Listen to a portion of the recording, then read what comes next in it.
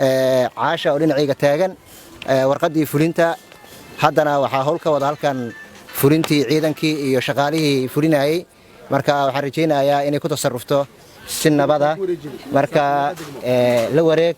waa mahadsantihiin muwaadiniin Soomaaliyeed oo looga haystay guryahooda sifa sharci darro ah wixii ka dambeeyay burburkii dawladii dhexe ayaa maanta laba ka mid ah qoysas sugaya fulinada maxkamadda gobolka Banaadir lagula kala wareejiyay guryahooda degmooyinka Dharkeenle iyo Kaaraan maamulada degmooyinkaasi ciidamada amniga ee loo xilsaaray fulinada maxkamadda gobolka sargaal u qaabilsan gobolka howlaha fulinta iyo gudoomiyaha maxkamadda gobolka Banaadir ayaa goobjoog u ahaa hubinta in lagu simo guryahooda si nabadgelyo ah muwaadiniintan loo awood sheegtay Gariiqan Muuse Macalin Maxamed gudoomiyaha maxkamadda gobolka Banaadir ayaa digniin u diray kuwa ku howlan marin habaabinta hay'adaha cadaaladda cid kasta ee dacwo qabto waxay imaanaysaa maxkamadda gobolka Banaadir waxay wax ku qaadanaysaa habraaca u yaala jamhuuriyadda waa dhamaatay xilligii xoog lagu haysan lahaay guryaha dadka kale waa dhamaatay xilligii la sumruq sheega lahaay waxaan joognaa waxaan noo curan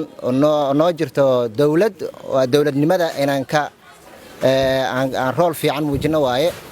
sidaa darteed qofka muwaadinka ah waa in uu fududeeyaa dawladda in runta la gaaro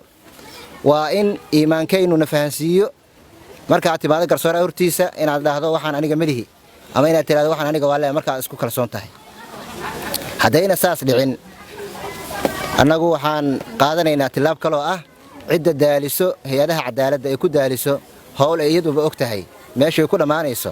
tilaabaan ka qaadaynaa haddana kuwa u xiran fulinadii isbuucan dhacay isbuucanba sidaad arkayseen media ka arkayseen fulinadu waa isdaba socdeen waxaan rajaynaynaa tan inay u tahay waana qaadasho inay u noqoto kuwa kale intaana kuwa imaanin oon dadaal aanan bixin oon tilaab laga qaadin ka bax guriga aadan lahayn dhinaca kale gudoomiyaha ayaa ugu baaqay haldoorada bulshada inay ka qayb qaataan wacyigelinta dadweynaha shacabka Soomaaliyeed kala qaatay xoolaha amba kala qaatay hantida guurtada ah cid walba waxa ay imaan kartaa goobaha cadaaladda cid gooniyaho banaanka nooga timid ma jirto Soomaaliyeed annaga iska qabsanay guryaha annaga iska qabsanay hantida annaga hor imaanayno xaakimiinta annagoo been u sheegayno isla annaga weeye cidda aan run ka sheegaynin waxa gacanteeda ku jiro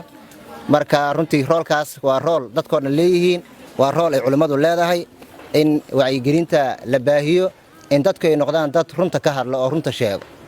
Saada Cali Ibraahim iyo Caasha Sheekh Abukar ayaa ka mahad celiyay kaalinta dawladda ay ka qaadatay dib u hanashada hantidooda maanta anagoo xamar joogna dhulkayaga iyo guryahayaga lagu haystaa sharci maaha sharciga ku istaaga sidaad aniga igu hilisaan igu hiliyo qof walba oo Soomaaliya waa maadsantiin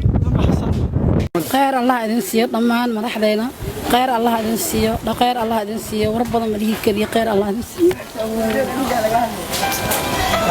عبد القادر عيسى ورباهنتي قرنكا مقالة مقدشو